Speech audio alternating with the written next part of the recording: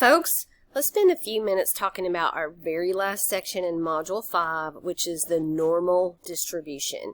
Now, my PowerPoint slides might look a little bit different from normal because this time I decided to use the Pearson PowerPoint slides. So you will see them cited right down here at the bottom, and they do a wonderful job of PowerPoint slides, so I am going with it. Let's talk about what we're going to talk about in this section. We're going to distinguish between discrete and continuous random variables. We'll do that first. We're going to apply the properties of a normal curve. We're going to convert between z-scores and normal curve areas, and we're going to interpret normal curve areas in several ways. And then finally, I'm going to do a bunch of homework problems with you. So if you are struggling with this homework, stay till the end because we're going to do quite a few homework examples. So the difference between discrete and continuous random variables. A discrete random variable can take on only certain fixed values. So they give a good example is the number of heads in five tosses of a fair coin may be only one of the following whole numbers. So you can have 0, 1, 2, 3, 4, or 5 heads when you toss a coin. You can't have 4.5 heads or 2.25 heads. Does that make sense? So it's discrete. It can only take on certain values. Whereas a continuous random variable can take on a range of real number values. The diameter of a mature camellia blossom, so you just picture a flower and you're measuring the diameter, and it might be anywhere from 5 to 25 centimeters, but it could be part of that. You might have a tiny blossom that's 5.245 centimeters, or a huge blossom that is 21.33 centimeters. So you see what I mean? So discrete means it can only take on distinct values, and continuous, it can take on any value between certain values. Now in this section we spend a lot of time talking about something called a normal curve. So what is a normal curve? Well, it's a symmetric bell-shaped curve, and any random variable whose graph has this characteristic shape is said to have a normal distribution. For instance, now I'm going to try to draw you what looks similar to a normal curve. It's not great, but it's not bad. That's what they mean by a bell-shaped curve. For instance, if I gave tests and most of them were C's, and then you had a few less B's and fewer A's, and on the other side you had a few less D's and fewer F's, that might meet the normal curve distribution. A lot of my tests don't, but if I give the test to enough people, it probably would have a normal curve distribution. So on a normal curve, if the quantity shown on the horizontal axis across the bottom is the number of standard deviations from the mean, remember we've talked about standard deviations already, rather than the random values themselves, okay, then we call the curve a standard normal curve. So we have several examples of normal curves here. All of these, you notice, are bell-shaped. We have a black, a blue, a red, and a green. And the red one, okay, the one that's labeled S, has a mean of 0. Notice that's listed across the bottom. It's labeled right there in the center. And the mean, or the average, is going to be right there in the middle of that bell shape, okay? And the standard deviation is 1. Okay, now let's look at A. The blue one has a mean of less than 0, so you notice that the peak is definitely to the left, or less than 0, and it also has a standard deviation of 1.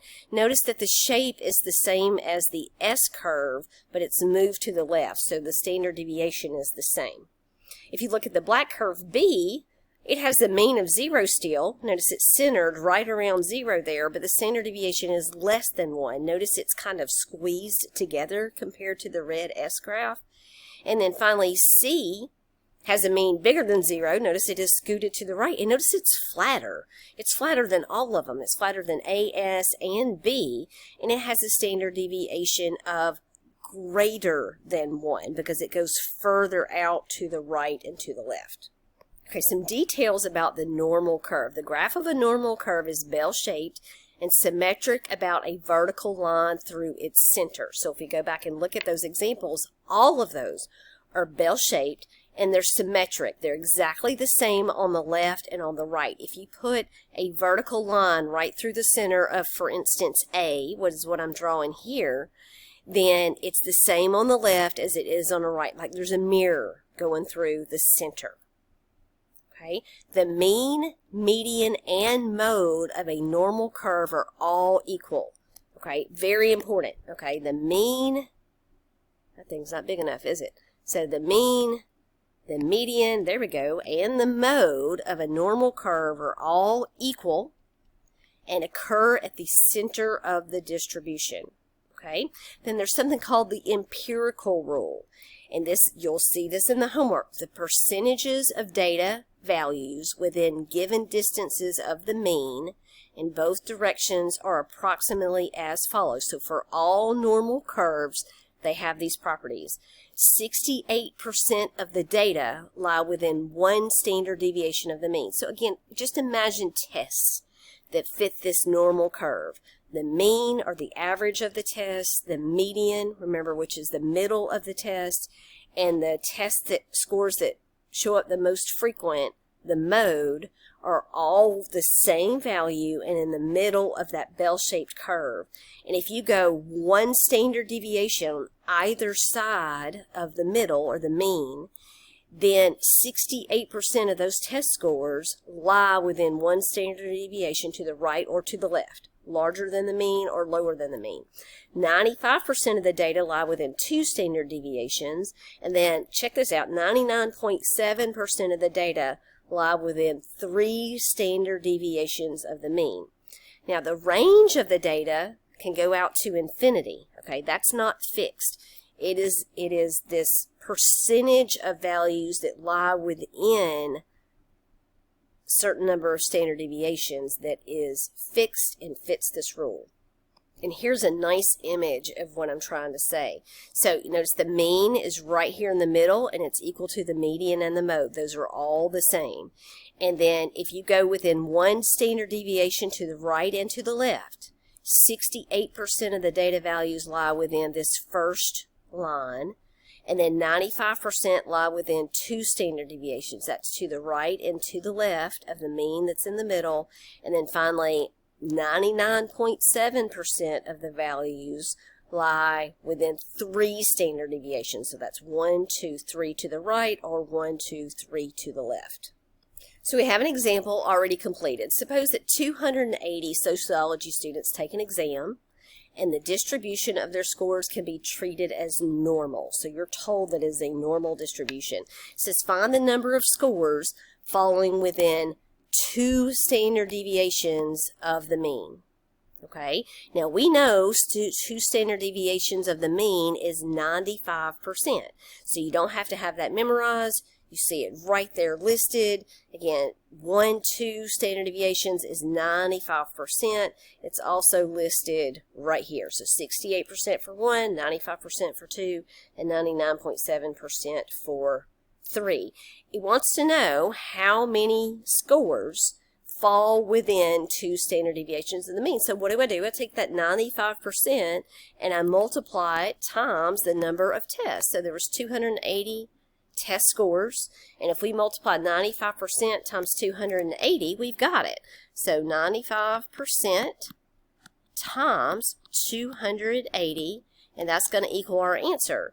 So notice, why did they have 0.95? Well, we changed our percent to a decimal, right? So that is 0.95 times 280, and that does give us 266 grades that lie within two standard deviations of the mean. All right, so you might be asking yourself, well, what if I don't want to know 2 or 1 or 3 standard deviations of the mean? What if I want to know like 1.5 standard deviations of the mean or 2.9 standard deviations of the mean? Well, we use tables for this. So if I follow the PowerPoint slide, it says to answer questions that involve regions other than 1, 2, or 3 standard deviations of the mean, we can refer to the table on page 737 or other tools such as a computer or a calculator.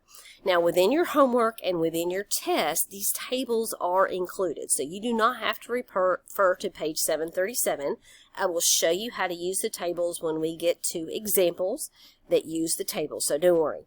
The table gives the fraction of all scores in a normal distribution that lie between the mean and z standard deviations from the mean. So let's draw a picture to kind of express what we're talking about here. So we have, don't laugh at my normal curve, okay? Just imagine that that's symmetric. And you have a z-score right here. Let's just say that is 1.5. That means 1.5 standard deviations from the mean. Now, what this table does is it tells you, let me read exactly what it says, a normal distribution that lie between the mean, remember the mean's in the middle, and z standard deviations from the mean. So what we're finding here is really the area under this curve between the mean and the z-score, that many standard deviations from the mean. And it says because of symmetry, the table can be used for values above or below the mean. So this same value, okay, would be negative 1.5 over here, but you're going to look up positive 1.5. And again, don't worry, I'm going to show you how to do it, and it would find this area, okay? But because it's symmetric, it wouldn't matter which way you go with this. Now, I have two examples here. It says use the table to find the percent of all scores that lie between the mean and the following values. So you're going to be given some number standard deviations of the mean. So in the first problem, you see that is 1.5 standard deviations of the mean. So you'll be given that value, okay? Then you'll go to the table. And when I'm not going to open a table yet, again, don't worry, I am shortly. Let's just picture this as part of the table. You're going to have something called a z-score. And there's going to be an A right next to it. And you're going to look for 1.5 and the z-score. And you're going to grab that value that's sitting right there. And I said I wasn't going to show you a table, but I am going to scroll real quick and go ahead and show you a table so you can see what I mean. So here's an example of a table, and notice far left over here you have a z-score. Notice it starts at 0, okay, and then right next to it, that's what we're looking for. 1.5 is not on here. The closest, oh look, it is. 1.5 is on here, so we could actually do it for this problem. So right over here, look. So I have my z-score of 1.5, and that area, 0.433, is the value that I am grabbing. That's a percent. That is 43.3% of the scores lie between 0 and 1.5 standard deviations of the mean. So from looking at that table, remember that was 0.433 when we looked that up. So let's look at the PowerPoint solution that Pearson gives. So it says here Z is 1.5. We find 1.5 in the Z column. Remember, that's what we did. And the table entry, look, that matches exactly what we said, 0.433, which is 43.3%. So we know that in this shaded gray area that I have now colored and changed to some weird aqua color, which is awesome, by the way, is 43.3% of the data lie between the mean and 1.5 standard deviations of the mean. If we knew how many test scores that was or how many data points, we could multiply that times 43.3% to find out exactly how many data points lie within that range of data. Okay? Now check out question B. Okay, so question B says 2.62 standard deviations below the mean. So if I draw you a picture of that, okay, below the mean is different, right? So here's my normal shaped curve, and we're going 2.62 below the mean. That's really negative, but remember the mean, or X bar, is right here in the middle. And we're trying to find this area right here. Now what do? Well, there are no negative values on our tables. So we look up positive 2.62. That, remember, is our Z value. Now, I don't have a table for this. I told you I didn't have a table for the last one, and I found one real quick. But I'm not going to pull this one up because we're going to practice this plenty when we get to the homework. But when we look for 2.62, just the positive, 2.62 in the column, and we find the A number, okay, then it tells us that we get an entry of, I'm going to highlight this for you, 0.496. Remember, that is 49.6%. And we know between the average, or the mean, and Z of 2.62, the negative means below the mean, then 49.6% of our data lie within that range. Okay, kind of getting the hang of it? Don't worry, we will do homework problems and you'll fully get the hang of it. Let's check this problem out. Find the total area that is shaded in the figure. Now here's what I want you to know. Don't look at the solution, okay? Here's what I want you to know. When you look at those tables, it is telling you from the mean to this value right here. So here's what we're going to do. We're going to look up Z and 2.55. Okay, we're going to find that value. And we're also going to look up Z, by the way, that column is called A, and 1.7. Remember, negative numbers are not on there. And that's going to give us a different value. Okay, so these are two separate values that we're finding. What do you think we're going to do with those values? We're going to add them together, right? Because you've got the right side and the left side. You're going above the mean and below the mean, and you're going to add them together. So if you were to have a table right in front of you, then when you look up 2.55, it tells us that we're going to get 0.495. And then when we look up 1.7, remember, you're not going to have a negative. You just have to know that's below the mean. You're going to get 0.455. Okay, and then we're adding them because we have two different values and we're trying to find the total area, which gives you this, it's the same as the total percentage of values that lie between 1.7 below the mean and 2.55 standard deviations above the mean. And 0.455 plus 0.495 adds to be 0.950. What does that mean? 95% of the values, remember those are percentages, lie between 1.7 below the mean and 2.55 above the mean. You've got this. It's going to be fine. Okay, now what do we do in this case when we find the area? And remember, when some was above and some was below, like the last problem we did, we added them together. But now if I look up 2.63, right, that's going to go all the way from the mean to 2.63. So it's going to be too big of an answer. And if I look up 0.61, let's grab some other color like purple or pink, it's going to go from the mean to 2.61. And that's the amount we need to subtract out, right? Because we're just trying to find that light green part. Okay, so we're going to look up 2.63 and get a number. We're going to look up 0.61 and get a number, and we're going to subtract this number minus that number.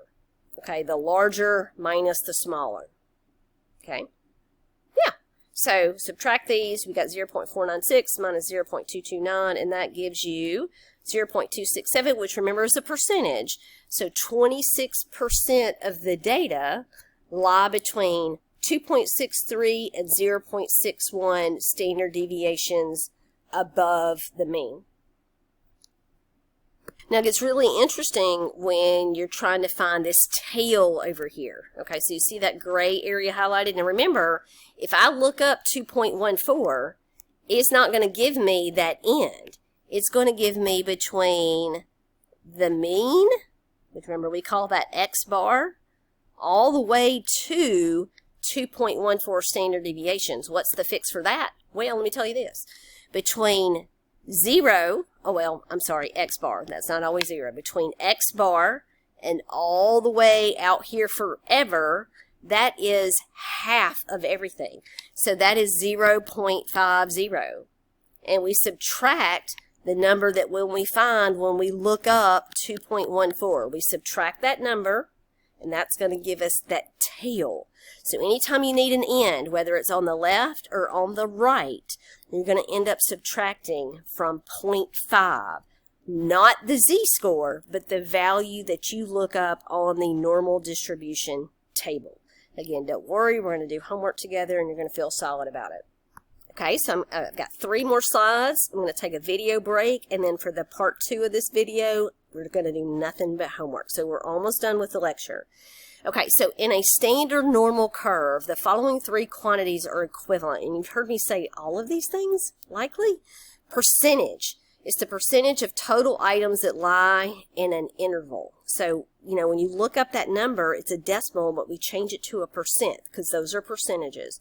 I don't think I've used the word probability, but that is the probability of a random value being chosen from that interval. So between whatever the mean is and 2.67 standard deviations from the mean, then that percent value is the probability of a value being selected there. Okay, and then finally area. It's the area under the curve. So all 3 of those things are that same shaded region we're talking about. Now here's a very backwards question. It says, assuming a normal distribution, find the z-value. So this time they want to know the z-value, okay, meeting the condition that 39% of the area is to the right of z. So that's one of those tail problems, am I right? So first of all, I'm going to be looking up an a value and not a z value. Second of all, though, I'm not looking up 39% because that's the tail. Remember, to get the tail, we had to do 50% because the whole half is 50% minus 39%, and that's going to give us 11%. So this 11% is what we're going to look up. And when I go to my table, instead of looking up having a z and looking up a, this time I'm looking up my a is 0.11, and I want to know what is the z value. So that's how that works. And this is what it explains it down here. So because 50% of the area lies to the right of the mean, that's always the case, also to the left of the mean, just in case you needed to know, there must be 11% of the area between the mean and z. That's why we subtracted 39 from 50%. Okay? Now, if they had just given us the 11 right off the bat, which would be the area shaded between the mean and that value, I would look that value up. That would be my a value. But when they give you the tail, okay, then that has been subtracted from 50%, so we had to go backwards. 50% minus 39 gives us 11, and that's my percent, so that's my area, which is also probability, which is also the percent that lie between the mean and that standard deviation. I look up that A on my chart, and they tell me that that gives me Z of 0.28, and that's what they were asking for. Okay, here my last slide before we start doing homework. This is a similar problem. It says, assuming a normal distribution, find the z value meeting the condition that 76% of the area is to the left of z. Okay, so 76% of the area is to the left of z. So that's all that shaded, that gray area. Okay, well, we know from our table, okay, well, first of all, from the curve, 50% is from here to here. That's the 50%. Well, what does that leave? That's that 26% that they have going on right there. Now, what we need to do is even though that's 24%, that's not what we need, right? Because the table doesn't give us the tails. The table gives us a value between the mean and that z-score, okay? So we're going to look up 26%, all right? So we're going to look up A is 0.26. 0.260, okay, and it says that that z is 0.71. All right, so we know that that z-score right there to answer that question is 0.71, and they're talking about the area, anything below that gives us that. So that wraps up the PowerPoint that Pearson is presenting for this section. So I want you to come back for part 2 of the video, because I know a lot of this was about as clear as mud. So we're going to make it very clear by doing quite a few homework questions. So if you're struggling with this homework, just watch the video. I promise you I'll talk you through almost every homework problem.